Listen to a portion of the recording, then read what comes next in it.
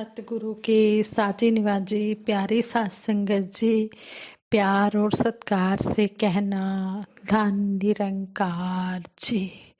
अपना बना के तूने एहसान कर दिया है, यह तेरा शुक्रिया है। सतगुरु माता जी, हम हर पल आप जी का शुक्राना करते हैं।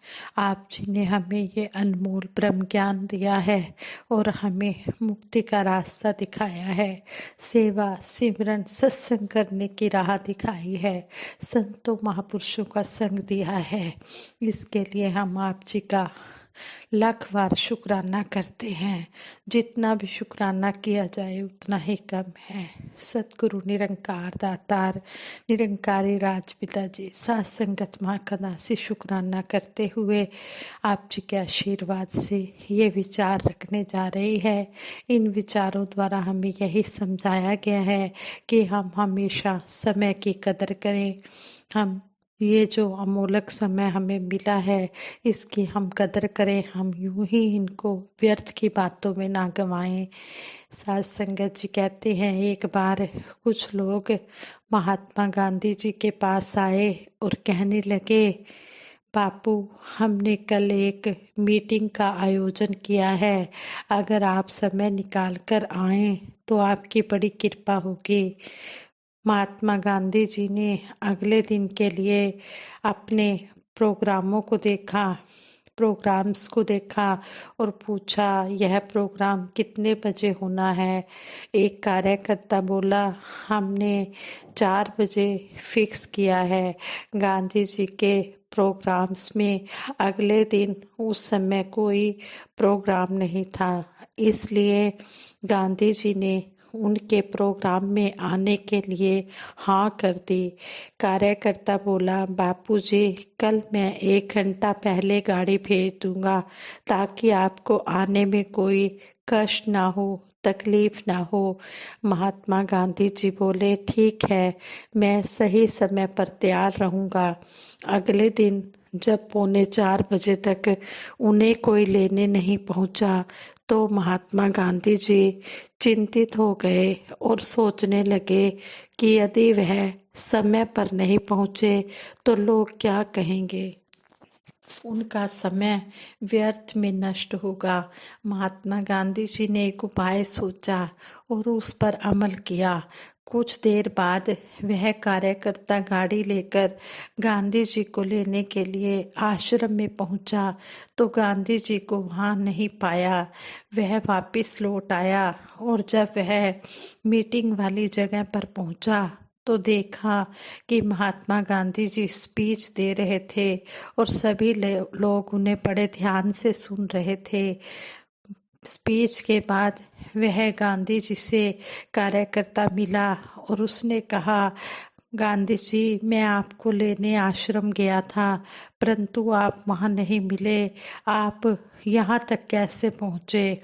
महात्मा गांधी जी ने कहा, जब आप 3:45 बजे तक नहीं पहुँचे मुझे लेने के लिए तो मुझे चिंता हुई कि मेरे कारण इतने लोगों का समय व्यर्थ हो सकता है।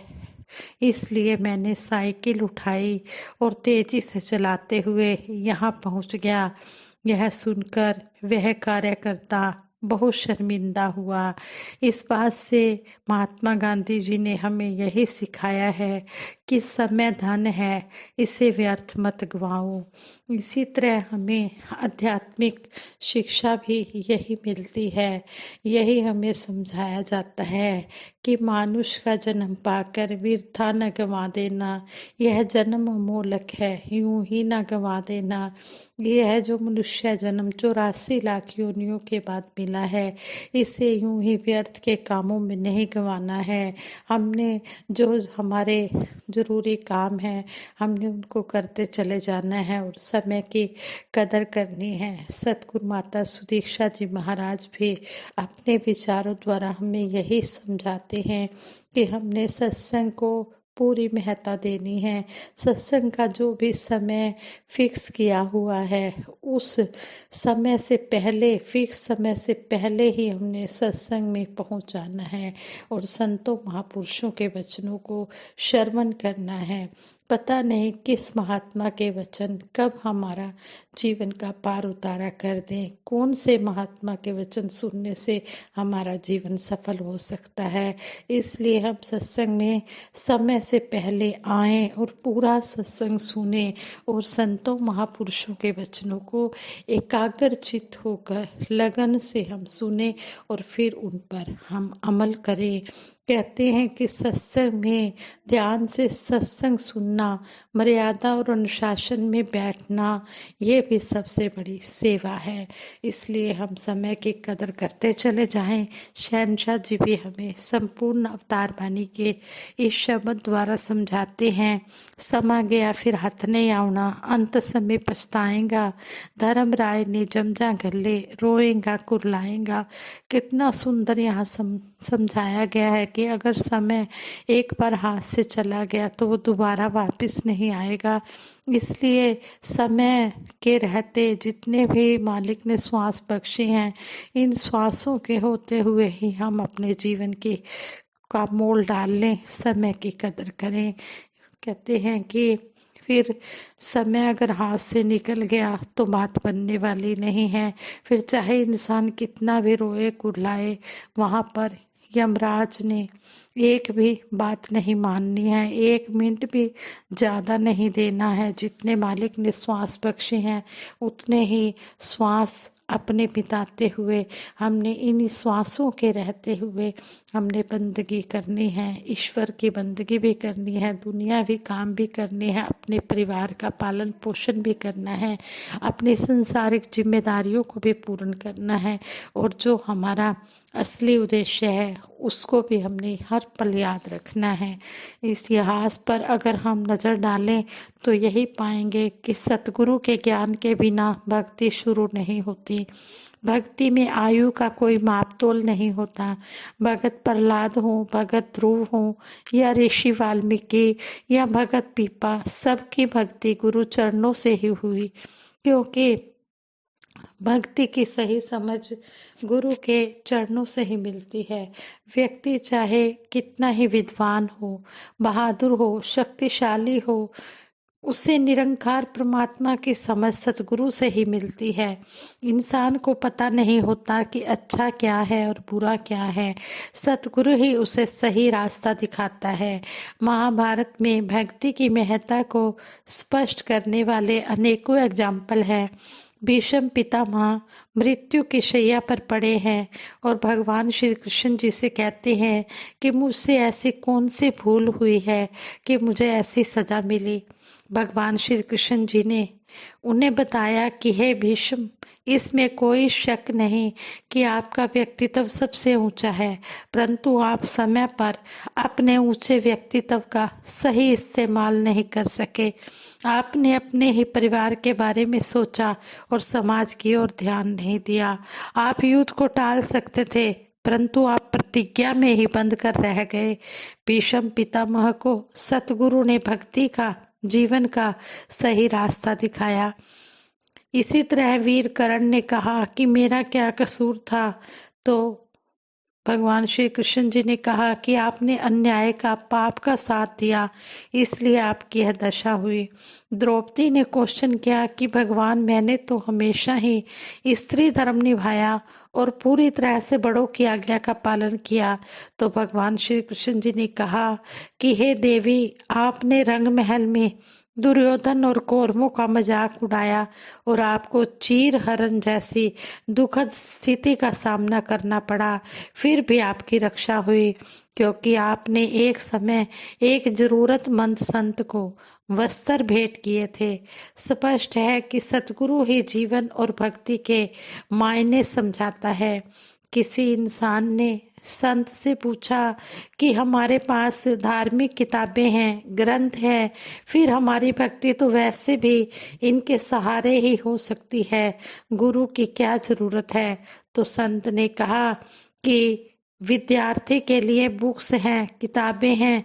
किताबों के पीछे अक्सर अभ्यास प्रश्न दिए जाते हैं, फिर भी विद्यार्थी उसे पढ़कर पुस्तक के क्वेश्चन सॉल्व नहीं कर पाता।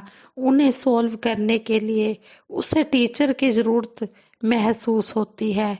इसी प्रकार वेद, धर्म ग्रंथ अपने आप समझ नहीं आते। इन्हें समझने के लिए गुरु का होना जरूरी है, तभी सही अर्थ, सही ज्ञान समझ में आएगा। आज के युग में भी भक्ति हमें सतगुरु के बताए रास्ते पर ही चलकर हम सार्थक कर सकते हैं। केवल पहरावा, पदवी या शब्द जाल भक्ति नहीं होती। भक्ति सरल स्वभाव, न मन कुटलाई, जैसे लाभ संतोष सदाई वाली मन की भावना है। संसार में भक्ति करने वालों की कोई कमी नहीं है, लेकिन मोस्टली मन मर्जी की भक्ति हो रही है। जब तक मन की आंखें नहीं खुलती तब तक अंधी भक्ति होती है, जिससे अभिमान मन में भर जाता है। अभिमान से नफरत, द्वेष, ईर्ष्या और इस प्रकार से मानव कर्म बंधन में फंसता चला जाता है। इन्हीं में दिखावटी भक्ति करने वालों का नाम भी आता है। मन की आंखें सतगुरु ही खोलता है। मन की आंखें खुलने से सच्चाई नजर आती है, विवेक जागृत हो जाता है।